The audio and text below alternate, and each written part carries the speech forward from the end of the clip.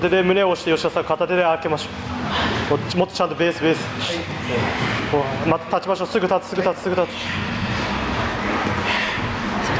ってベース空いてますよ。足空いてますよ。膝立てるもったいない。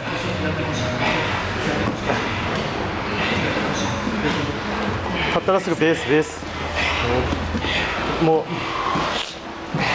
片方の手で開けるプレッシャー。そう開きましたよ。パス開いたら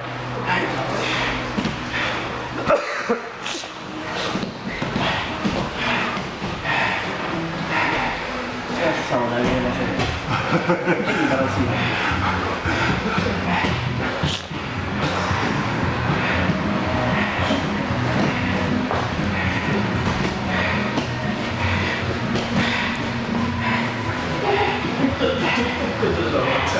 すごい。